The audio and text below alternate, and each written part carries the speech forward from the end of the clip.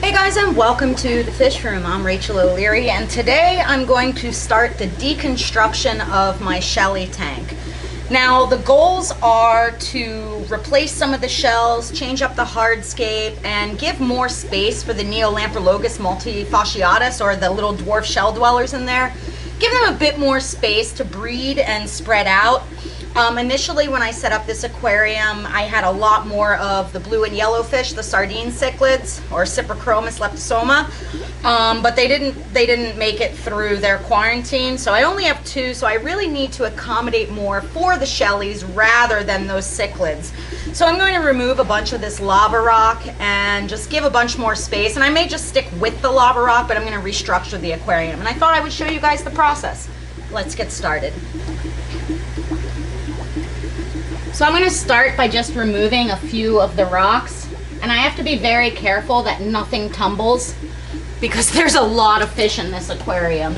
I'm going to remove some and do it gradually so that I can see what's happening here and just give those fish a bit more space.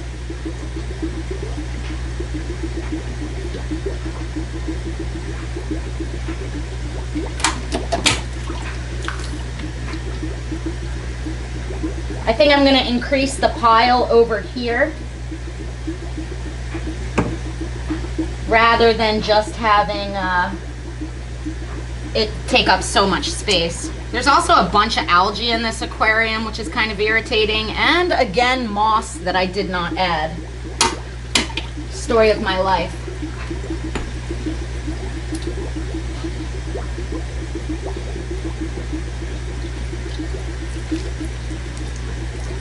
Now, the hope is that doing this won't disrupt the breeding much, but will also open it up for me to be able to hopefully catch some of these Shellies in the near future to separate out to thin the colony, because it's gotten quite large. And again, this isn't going to be a massively transformative rescape, not at this time, but I do think it's going to serve the purpose of giving these fish a bit more space.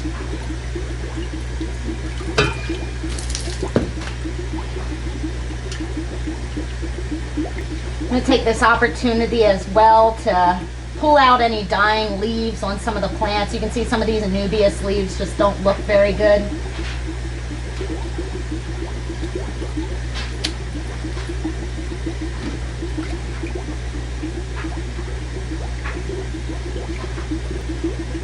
This will make it easier as well to keep my substrate clean, which should help with the abundance of nutrients that's feeding the algae in this aquarium. Or at least I hope.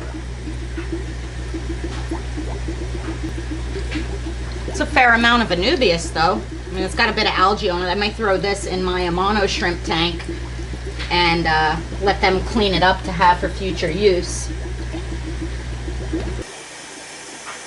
Now, I chucked that Anubias on the lava rock into my Amano shrimp aquarium because, as you can see, it has a little bit of brush algae on it, and it should only take them, there's probably 50 or so Amanos in here.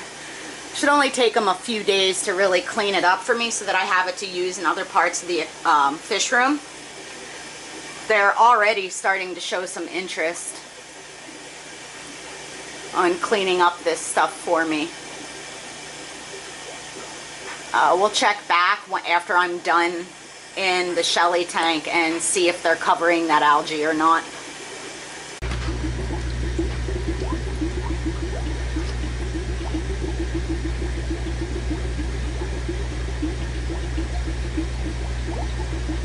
I'm going to grab a net to clean up some of this debris, give a brief gravel back, and then see what I have for shells to add in here.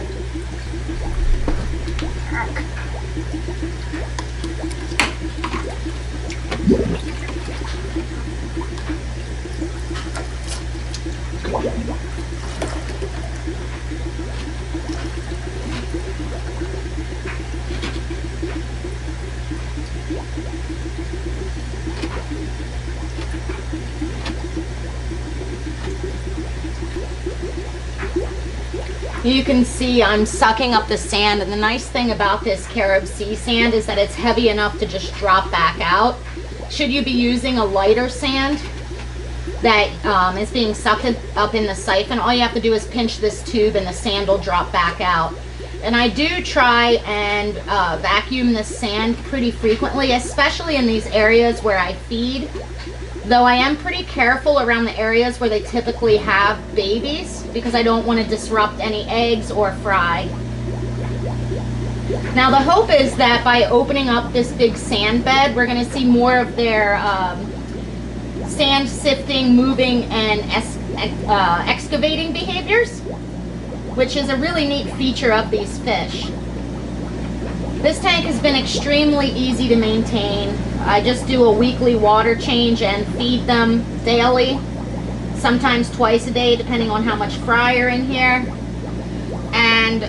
But the shells have gotten this weird like algae growth on them. Well, it's not even algae because it doesn't come off. They've just turned green over time. So I do need to replenish those, but I can't find the link to where I bought all the cool shells that I have. So if you guys have any suggestions of affordable places to get cool shells, please let me know in the comments down below, because I would like to replenish a lot of these.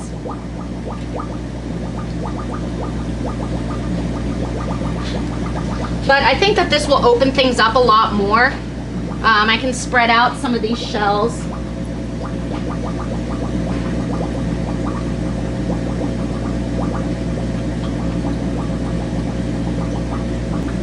And the fish will then move them back where they want them anyway.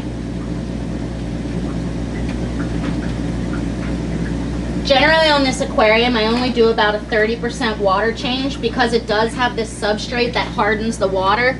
And I don't want any shifts in the aquarium to be too disruptive.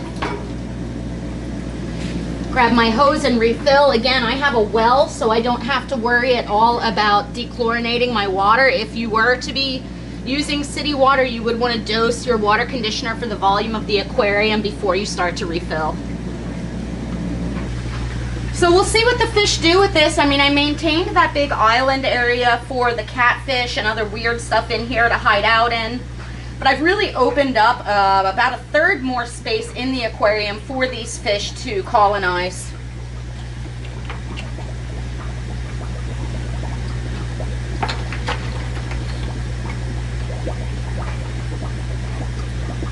Grab my net and clean up the plant debris.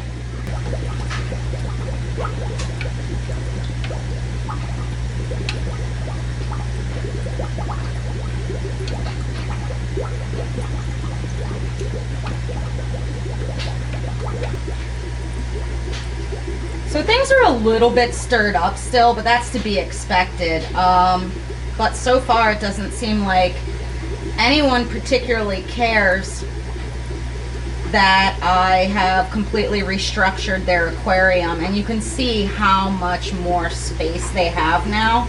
And again, we still have this large island which will provide hiding places should anyone need it, but I'm hoping that we'll be able to see much more breeding, because before all of the breeding activity was right here, and now they have almost double the space in the aquarium to colonize. And again, if you guys know of any good places to get some cool shells, let me know. These are the escargot shells, and to say I'm disappointed in their longevity would be an epic understatement. I'm not super stoked. They all look green.